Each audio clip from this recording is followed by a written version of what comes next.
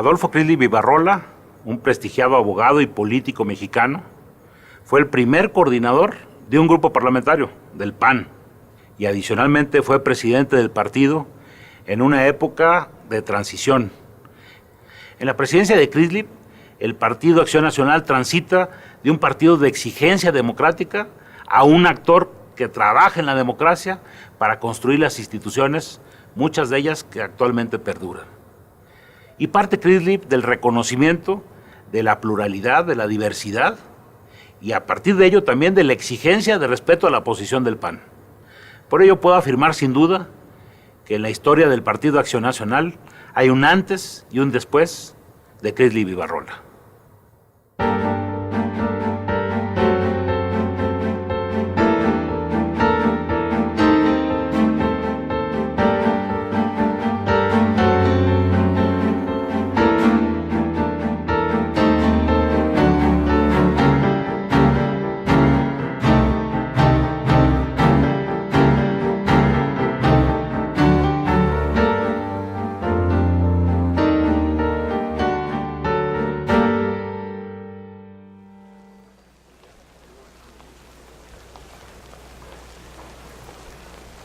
El 12 de marzo de 1919 nació Adolfo en la calle de Chihuahua, en la colonia Roma. Él estudió siempre con los maristas, hasta la preparatoria. Estudió en la universidad la carrera de leyes y se inscribió en Historia de México y en Filosofía y Letras. En un momento pues crítico estuvo Crisli en la UNAM, porque es exactamente en la etapa en la que el gobierno cardenista impulsa la educación socialista y la UNAM resiste la embestida, digamos, del cardenismo para implantar la educación socialista. Él estaba en esas manifestaciones de estudiantes defendiendo la autonomía de la universidad.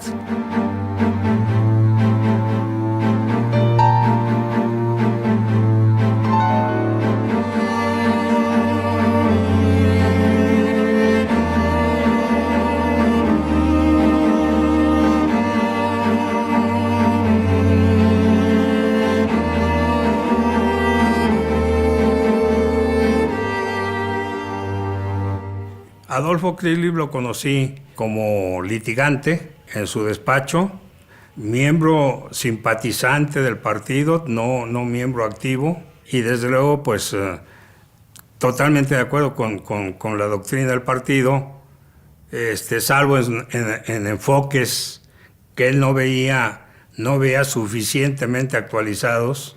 Creo que el momento político de Crisli, a mi juicio, arranca a principios de los 50. Curiosamente dando opiniones en Excelsior. Es un escritor muy claro, es un articulista polémico, inteligente. De todo escribía y daba una lección de lo que debe ser un político. Además de ser muy inteligente, muy recto y con un carácter muy duro, era muy humorístico. El licenciado Crisli tenía mucho miedo a los aviones. Y un día me contaba Jovita, fíjate que fui a recibir al licenciado Crisli y le dije, licenciado, ¿cómo le fue? ¿Qué tal de miedo sintió? Y dice, no, en ese mismo avión venía Fidel Velázquez. Dije, esos son inmortales, este no se cae. Ese era el sentido del humor que tenía este güero horroroso. Alguna vez le dije, licenciado, usted es como la lámpara de Aladino, apenas le rozan tantito y surge el genio, porque tenía, como le digo, genio de los diablos, pero los dos genios, el genio político y el genio del carácter. Le decíamos el pulgón, ese era el apodo oficial por su apariencia física, pero también porque de repente pegaba brincos de pulga y se ponía muy disgustado. Pero también es cierto que así como se le subía el carácter, inmediatamente o a los pocos minutos ya lo había controlado y tenía esta indudable cualidad que a mí me llamaba mucho la atención y que admiré, su humildad. Cuando él sentía que por su carácter había en alguna forma molestado o ofendido a alguien, inmediatamente iba y le pedía una disculpa. Conociendo la táctica de reconciliación de Chrysler, que era por medio de quesos y vinos, yo creo que tenía una bodega de quesos de 600 metros cuadrados. Porque para reconciliarse con todos los que se peleaba, así tenía que ser. Creo que 1958 es el punto de quiebre de su vida política. Porque en 58 hay una elección presidencial, Luis H. Álvarez es el candidato presidencial. Recorrí la República, aún en aquellas regiones donde no había caminos. La comitiva la conformábamos 3 vehículos, el de mi mujer, el mío en particular, y una camionetita más que llevaba a quienes representaban al CEN de Acción Nacional. El candidato del PRI, que era Adolfo López Mateos, quería mostrar una unidad y quería presentarse como un candidato detrás del cual se aglutinaban todas las fuerzas revolucionarias. También viene el intento por presentarlo como un candidato de una mayoría absolutamente aplastante, que es creo que el 89% del voto, una cosa por el estilo. Durante la campaña de Luis hubo muchos balazos. Ahora ya no se recuerda, hubo muertos. Manuel Rodríguez Lapuente, Nacho Arreola y yo entramos a la cárcel en 20 o 30 ocasiones. La cárcel era nuestro lugar de reunión, yo no diría predilecto, pero más usual. En aquella época la lucha política era sumamente difícil. Era tan difícil que un candidato a la presidencia de la República fue encarcelado. Yo lo fui en Jalpa, al inicio de la campaña. Nos robaban las ánforas, nos aventaban, nos sacaban de pescadito a nuestros representantes en las casillas para hacer ellos lo que les venía en gana. Fraude hubo siempre, siempre. Y entonces se reunió el Consejo Nacional. Realmente decía, pues ¿cómo es posible, verdad? El consejero de Sonora decía, pues la revolución vino del norte y que ahora vamos a ver, del norte también vamos a hacer la revolución. O sea, los ánimos estaban caldeados, lógicamente, por el fraude tan tremendo. Pues empezaron a decir, pues ¿para qué participamos? Vamos a dejarlos solos y a ver qué es lo que pueden hacer. Pues entonces el PAN tomó la actitud radical de retirar a su representación de todos los organismos electorales, empezando por el propio Preciado, que dijo, nosotros nos vamos de este organismo que no representa los anhelos democráticos de México, y el PAN se retiró. Y retiraron a los diputados. Solo 2 se disciplinaron, siguieron el acuerdo del partido, lo aceptaron. Pero es una crisis, digamos, porque ¿cómo le vuelves a pedir a panistas o a ciudadanos, no son panistas, pero que los quieres candidatos, que vuelvan a competir en 61, las siguientes elecciones? Pues si en el eventual caso de que ganen, posiblemente les pidas que se vayan. Eso iba a generar tarde o temprano un problemón. Los 3 años en que la oposición se retiró, la oposición seria, real, Acción Nacional, se retiró del Congreso, vio cómo se agitaba y cómo la sociedad mexicana sufría muy serios fenómenos y quebrantos y discordias.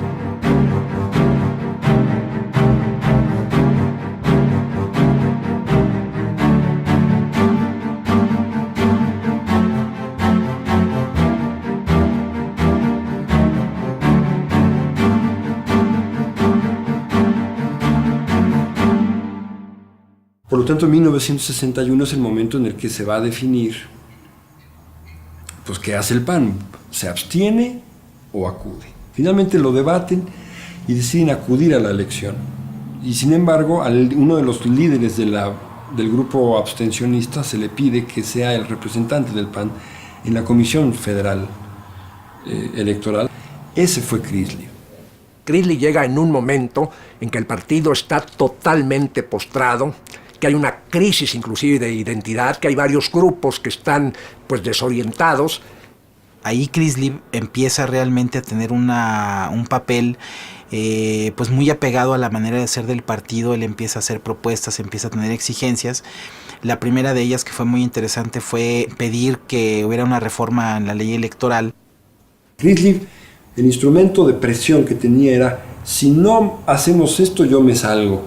Y, por otro lado, me aceptas mis triunfos municipales y me dejas de hacer fraude ahí, pues el PAN ya no va a jugar este juego. Y el PRI quiere que el PAN siga jugando ese juego, pero con las reglas que acepte el propio PAN. Pero Chrislib pues era un hombre de diálogo, no tenía ninguna ingenuidad y sabía correr riesgos totalmente razonables, totalmente calculados.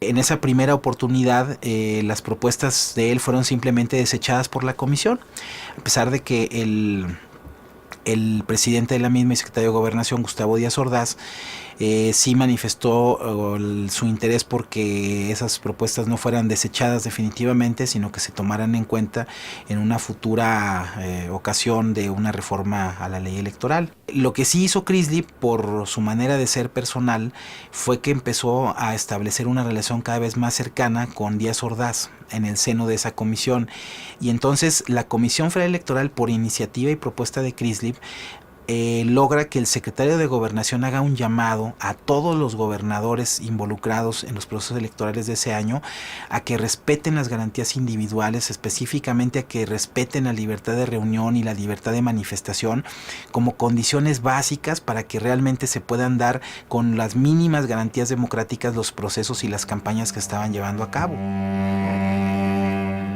En Acción Nacional militamos mexicanos dispuestos a afrontar reformas políticas, económicas y sociales que el desarrollo del país requiera, tan lejos como vayan, mientras se lleven a cabo con respeto a los derechos humanos y a las libertades políticas.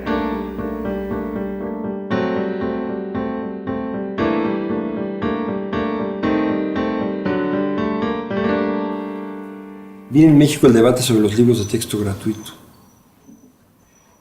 Es decir, otra vez el debate sobre el artículo 3º constitucional, otra vez el tema de la educación y el Estado, que era el tema en el que se había iniciado Chrislib en la política.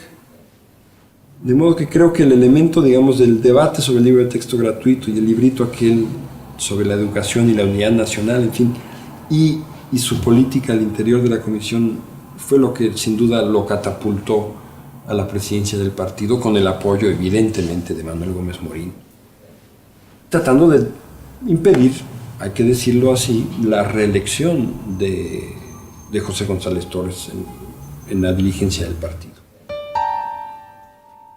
Don José pues venía de la Acción Católica Mexicana, que era una acción católica que estaba muy, muy condicionada por todas las circunstancias que habían pasado en México, empezando por la Guerra Cristera.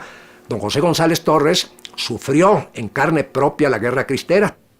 En cambio, Chrislib provenía, digamos, de grupos de católicos universitarios. Él actuó en política universitaria como líder estudiantil católico.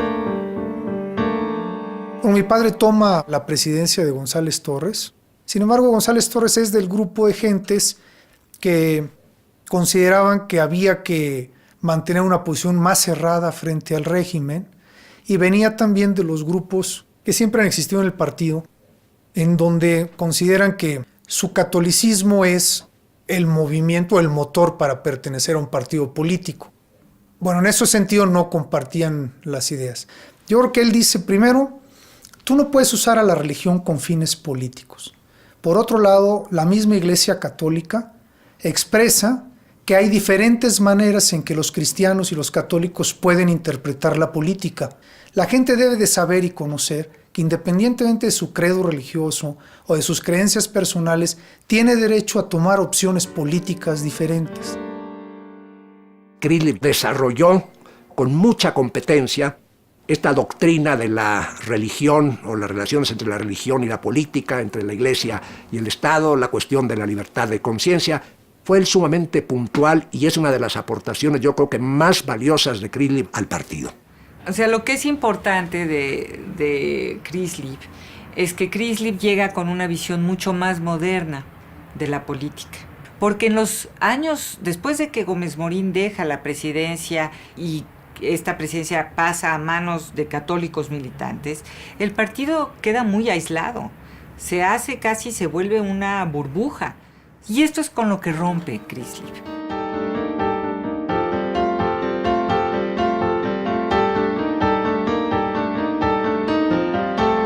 Vino la reforma de diputados de partido, que la negoció bastante bien Crisliv. La iniciativa de diputados del partido originariamente es del licenciado Gustavo Díaz Ordaz, secretario de Gobernación. Entonces, Díaz Ordaz cree en una reforma autoritaria impuesta desde arriba, pero en una reforma electoral. Y él diseña las diputaciones de partido con el apoyo de Jesús Reyes Heroles, que es diputado en esa época, y la discute con Crisliv Ibarrola. Y Crisliv Ibarrola acepta la reforma, la apoya, le dice que sí, que es una buena reforma, porque ve en ella posibilidades para el partido, básicamente. Se puede decir que fue la que abrió la posibilidad de que en la Cámara de Diputados y luego en el Congreso y posteriormente en todo el sistema, órganos legislativos mexicanos, se diera la posibilidad de la pluralidad en cuanto a la representación de intereses y de perspectivas políticas. De esto hay muchos discursos de Crisliv que hablan literalmente de esto. O sea, no entendía el cambio democrático como una sustitución de un partido por otro, sino por la construcción de espacios para el diálogo, para la convivencia entre plurales. Pluralismo es una palabra clave que llega al partido con Adolfo Crisliv. Yo nunca la oía antes en el partido. Oía de cosas muy valiosas, ¿no? Esfuerzo, valor, honor, etc. Pero pluralismo no. Y el pluralismo auténtico es el que enseña a dialogar. No nos saludábamos. Entonces, el rompimiento con el gobierno era total. Entonces, lo que Crisliv hizo salía de toda la tradición panista de hablar con el gobierno, de negociar, de exigirle, de darle, de aceptarle. Crisliv pasa, por lo tanto, de ser un radical abstencionista a ser un radical participacionista. Da un giro. ¿Por qué? Porque logra negociar un sistema electoral que incentiva al PAN a presentar candidatos. Esto hizo que muchos que antes no querían participar como candidatos pues se animaran. Porque Crisliv les dijo, bueno, oye, pues si ganas muy bien, pero si no ganas y eres de los mejores perdedores, porque obtuviste un porcentaje importante de votos, sí vas a ser diputado. Por lo tanto, anímate. No tienes que ganar para ser diputado. Basta con que seas muy competitivo. Y esto hace que el aparato electoral del PAN crezca. Entonces él apoya esa reforma, pero hay mucha gente dentro del partido que se lo reprocha. Muchísima. Y sobre todo se lo van a reprochar después, en 1967. La realidad es que en el seno del partido nos opusimos algunos a la idea misma de que eso prosperara. En lo personal yo lo viví y ocasionó eso un gran distanciamiento con Adolfo Crisliv. Nos peleamos fuerte y en público a raíz de una conferencia que sustenté en contra de la creación de esa institución. Cuando terminé esa plática y me esperó en la puerta del auditorio Gómez Morín y me empezó a reclamar ahí en público delante de todo el mundo, y le contesté algo que desgraciadamente era cierto. Le dije, me temo que lo que le pasa a usted es que cree que estos tipos del régimen pueden tener buena fe, y no la tienen. Para nosotros, los diputados de partido o la creación de los diputados de partido tuvieron una trascendencia, la de incluir en la Constitución el sistema multipartidista como base del gobierno en México. La presión de la opinión pública influyó para que se creara esta institución como un paso que sinceramente espero sea transitorio entre una época en que las curules apenas alcanzan para cumplir una serie de compromisos políticos del grupo en el poder y una época de representación genuina. Díaz Ordaz había sido secretario de Gobernación y como secretario de Gobernación le había tocado atender las elecciones en Baja California para gobernador 5 años antes, más o menos, 6 años antes, donde ganó Salvador Rosas Magallón. Si mal no recuerdo, fue la primera vez que el estado de Baja California Norte tenía elecciones para gobernador, que había sido pasado de territorio a estado, y Salvador Rosas Magallón, panista, gana. El ejército entró, terminó con las elecciones y obviamente fue el gobernador del PRI, como era la costumbre. Mi padre negoció con Alfonso Martínez Domínguez, que era el líder de los diputados del PRI, la vicepresidencia de Salvador Rosas Magallón en la Cámara de Diputados, el día de la toma de posesión de Gustavo Díaz Ordaz, haciéndole notar primero que sería muy bueno, como muestra de apertura política, que hubiera un miembro de la oposición en la mesa directiva. Cuando finalmente se convence Martínez Domínguez que sí, y entonces le pregunta quién me sugiere, mi padre le dice, déjeme pensarlo. No le dice luego. Y ya en el último momento, cuando se va a elegir la mesa directiva, le dice Salvador Rosas Magallón. Obviamente Martínez Domínguez manda la señal para que los diputados del PRI voten por la mesa directiva, en donde va como vicepresidente Salvador Rosas Magallón. Y luego él decía, si yo lo hubiera propuesto de otra manera no hubiera salido, pero el hecho de que el perseguido político le tome protesta como presidente al persecutor, que fue el secretario de Gobernación y presidente, tiene que darnos a entender que México tiene que cambiar.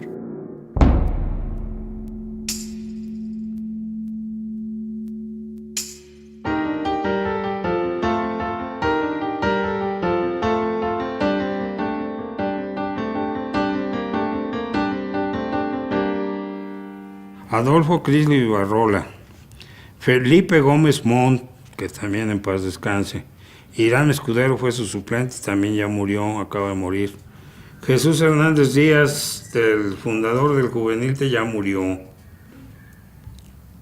Salvador Rosas Magallón, descansa en paz. Rogelio Cepeda Villaseñor, no sé, pues son del segundo distrito de Baja California. Miguel Estrada Iturbide, pues ya. El Congreso mexicano como que en esa legislatura sí se reinaugura. O sea, tienes tú una nueva dinámica que tiene que ver también mucho con la llegada de la oposición y no solamente del PAN. El caso de los más pequeños, digamos, que lograran el 1.5%, se les asignó un número de 5 diputados. Estos partidos fueron el Partido Popular Socialista y el Partido Auténtico de la Revolución Mexicana. En el caso del PAN, tuvo 20 diputados. Y el PRI, desde luego, completó el resto de los 180 que integraban la Cámara en ese momento. Estaba Lombardo Toledano en el PPS, estaba Martínez Domínguez en el PRI, y estaba Juan Barragán en el PAN, que era también el presidente del partido. El Partido de Acción Nacional llevaba una escuadra de primera, es decir, eran juristas, muchos de ellos vinculados a la banca, con grandes conocimientos en materia financiera, otros especialistas en derecho civil, en derecho mercantil, maestros de universidades, el propio Cristil era maestro de la universidad. Entonces, gran parte también del tiempo del licenciado, pues lo invertía en ser coordinador de la Diputación. Entonces, no solamente era presidente del PAN, sino era coordinador de la Diputación. Y además iba en la mañana a trabajar a su despacho. Los tenía que coordinar en la temática. Por decir algo, el abanderado en materia educativa era el doctor Francisco Quiroga Fernández, en materia laboral Jacinto Guadalupe Silva y el Chino Hernández Díaz, y en materia filosófica, pues ahí tenía a Miguel Estrada Iturbide y él mismo.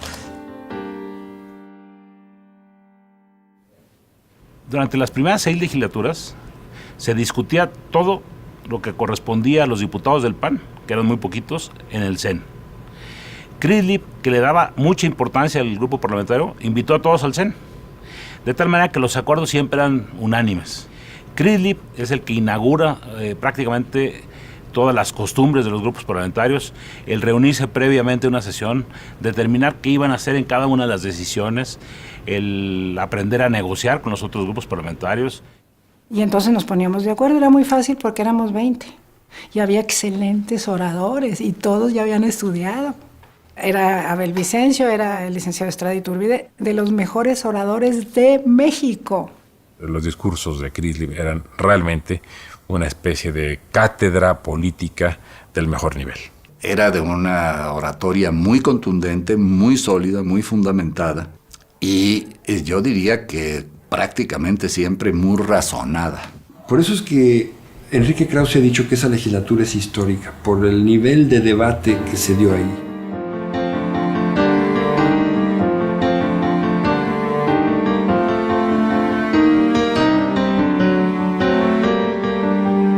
Entonces Martínez Domínguez, que era, pues lo bautizó como el pastor de los diputados, era el que marcaba la pauta y había una disciplina absoluta. Entonces, cualquier cosa que hubiera necesidad de negociar para que el representante del régimen en la Cámara aceptara que pasara en el Congreso, pues tenía que ser negociado con Martínez Domínguez. Lo que Martínez Domínguez no aprobara, nadie lo iba ni siquiera a considerar. Cuando quería hablar con Martínez Domínguez, iba y se paraba frente a la tribuna. E iban los dos así caminando y frente a la tribuna platicaban. O sea, todo el mundo estaba viéndolos platicar. No, claro, no sabían exactamente qué estaban diciendo, pero no hizo nunca acuerdos en lo oscurito. Él estaba y siempre fue una de sus innovaciones que hizo de negociar ahí delante de todos. De tal manera que eso fue muy positivo también. Vieron a un partido abierto, un partido de diálogo que sin transigir nunca con los principios, estaba dispuesto a negociar lo que era negociable. Y el provecho que al PAN le trajo esto, pues se notó de inmediato y al mismo sistema le dio el primer paso de su transformación. Es decir, ahí este fue una enseñanza cívica excepcional porque facilitaba inclusive que nosotros, los diputados, nos viéramos no como enemigos, sino que nos viéramos como compañeros.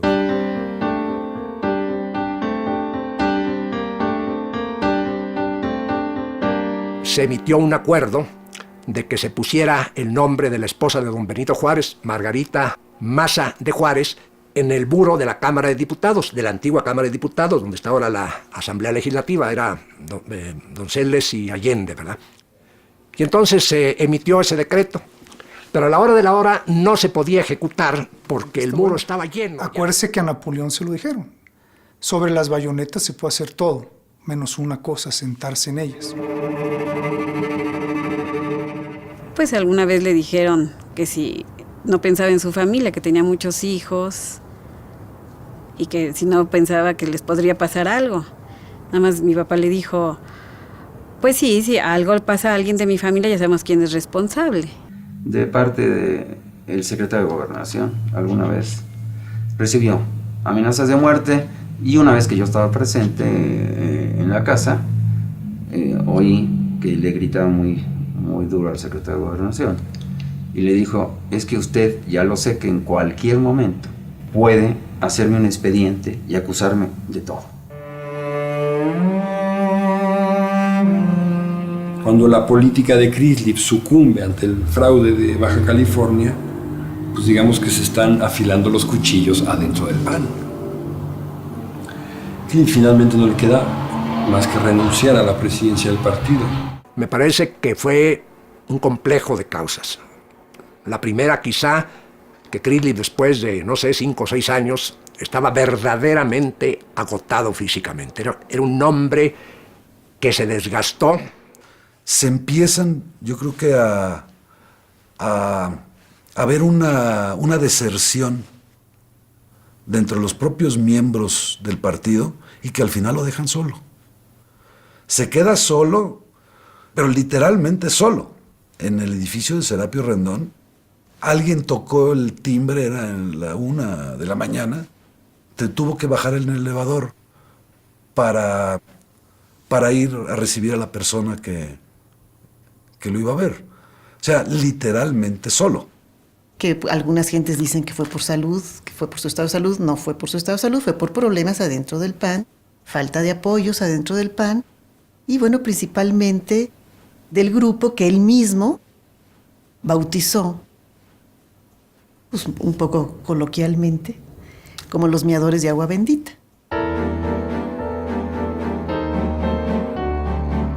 68 es el año crítico para Crisly, para el país, para el gobierno de Díaz Ordaz. Lo curioso es la cronología, ¿no? Porque él presenta su renuncia en septiembre de 1968 y luego tienes, un mes después de que se va de la presidencia, pues el asunto de la masacre de Tlatelolco, ¿no? Bueno, él siempre, después de que dejó de ser presidente del PAN, pues tenía relación constante con la gente que estaba en el PAN. Entonces constantemente tenía reuniones o le iban a ver a su casa, varias gentes para preguntar sus opiniones. En este caso también le fueron a preguntar su opinión, qué haría Acción Nacional. En el 68, Acción Nacional levanta la bandera universitaria, levanta la bandera de la autonomía universitaria y repudia el ingreso del ejército a la universidad y es crítico de la acción gubernamental, pero al mismo tiempo está atrapado en su rechazo al radicalismo de izquierda que también se está manifestando en el movimiento estudiantil.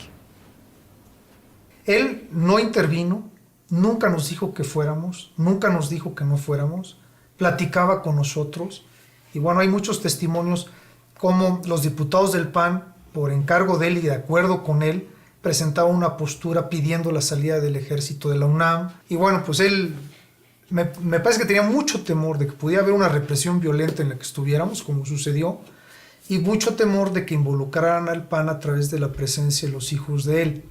Y por eso se preocupaba. Pero pues estos eran estudiantes, con sus compañeros, sus maestros, pues los fueron a acompañar. Y yo ni modo de encerrarlos con llave. Y él de joven hubiera hecho lo mismo. Recuerdo también que el pasante que en el 68, antes de que entrara yo al despacho, yo entré a finales del 68 con él al despacho, estaba un abogado, bueno, ahora es abogado de nombre Javier Estavillo, y después de la entrada del ejército a la UNAM desapareció. Mi padre sabía que había ido a gestionar su examen profesional y no había modo de encontrarlo.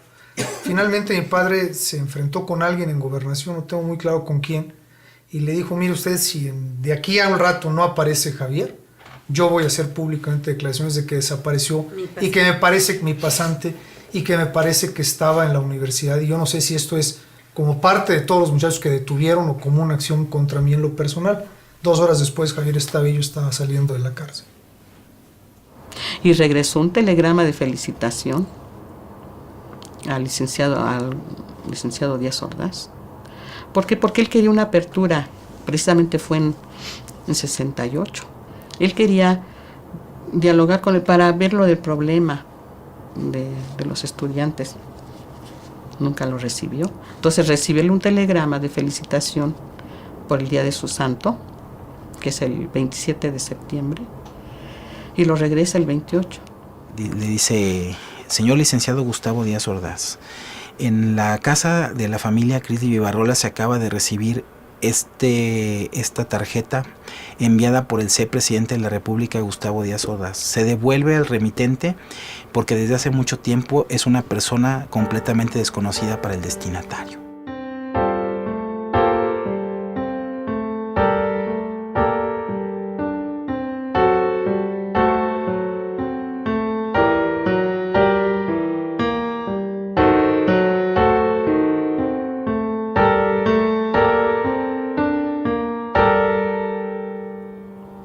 Me dijo un día, niña, voy a ir a hacerme unos estudios.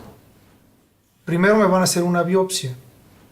¿Qué es eso, papá? ¿Qué es una biopsia? Pues es un examen de un ganglio, porque van a ver si tengo cáncer. Y si tengo cáncer, pues lo más probable, esto fue más o menos en el mes de agosto, lo más probable es que yo no llegue a Navidad. Y nada más me dijo, oye, los resultados de la biopsia resultaron positivos, entonces estamos en lo que te dije. No voy a llegar a Navidad, pero tampoco quiero que lo comentes con tu mamá y tus hermanos, yo lo voy a hablar con ellos. Pero la forma como él lo comunicaba y después, a partir de ese momento, la forma como él se comportó frente a ese conocimiento, me dio pues, probablemente el periodo más rico y más cercano con él.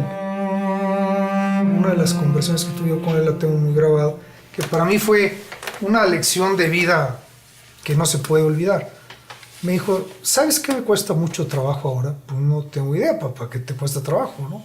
Porque estaba tratando de cortar con unas tijeras y no podía. Entonces me decía, Esto no me cuesta trabajo. Lo que de verdad me cuesta trabajo ahora es despedirme. Despedirme de mis libros, de mi biblioteca, despedirme de ti, de tus hermanos, de tu mamá, de mis amigos, del partido, de las gentes. Eso sí me está costando mucho trabajo, despedirme de todo. Pero pues me tengo que ir despidiendo. Y siguió acortando, y yo, a ver, siéntame, pásate el pegamento, etcétera, ¿no? Me dice la señora, porque yo quiero verlo, señora. Quiero ver al licenciado, estar en su casa y nada más por teléfono. Niña, esto, lo otro, o algunos casos urgentes. Y entonces cuando subí a su biblioteca, también hice respiración 3 veces para no hacer, entonces ya me dice, pasa niña. Licenciado, ¿cómo está? Bla, bla, bla, ya lo saludé, entonces se me queda bien, dice que me ves muy fregado. Le digo, no, licenciado, se mira bien. Eso me dices, niña. Pero ¿cómo se siente? Pues no me siento bien, no. Y ya muy débil su voz. Cuando el licenciado Chrisley envía la carta que lee Adolfo, su hijo, en la convención, cuando salió electo Efraín González Morfín, él al final de su carta dice, y aquí estoy para que los que quieran, si lo creen conveniente, dentro de 6 años que yo sea su candidato, con todo gusto acepto la candidatura. Yo tuve que leer esa carta, pues no sé, 20 veces, antes de subirme a leerla en público para acostumbrarme a poderla leer sin que se me cortara la voz y sin que se me salieran las lágrimas. Porque yo el mensaje que estaba leyendo, pues era un mensaje al partido de aliento, de esfuerzo, de motivación, de entusiasmo, de un hombre que no estaba comunicando que se iba a morir. La última semana ya no pudo hacer el artículo, pero 20 y tantos de noviembre, 27 creo, 21 por ahí, escribió el artículo. La leyenda panista te dice que la última noticia que recibió Chrisley fue el fraude electoral que se le cometió a Correa Cho. Nos comentó el doctor que tuviéramos cuidado en decirle cosas que lo desalentaran, porque el estado de ánimo era muy importante para la enfermedad. Si su estado de ánimo decaía, su enfermedad podía salir del poco control que habría sobre ella. Llegamos, fuimos a saludarlo, y entonces, ¿cómo les fue? Bien. ¿Y qué saben de Yucatán? Nada. ¿Cómo que no saben nada? Pues no sabemos nada porque no hay radio, no hay teléfonos, entonces, pero ya mañana sabremos. No, a ver, pero siéntense aquí, les voy a pedir un favor, trátenme como enfermo, no como tonto. Platíquenme qué saben de Yucatán. Y fue evidente, conforme le platicamos eso, fue evidente cómo le cambió la cara. El doctor llegó en la noche, poco más tarde, lo revisó y saliendo nos dijo, le contaron de Yucatán, ¿verdad?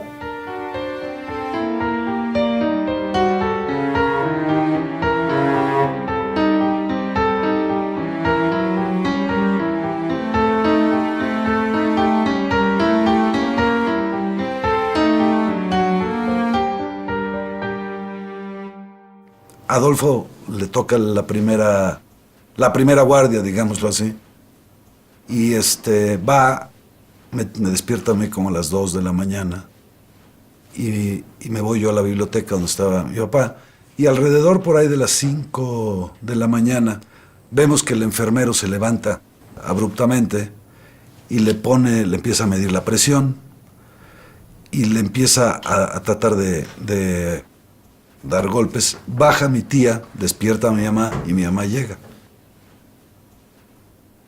Y en realidad ya cuando llega mi mamá, se hinca junto a mi papá, le toma las manos y ahí es donde muere, en ese momento.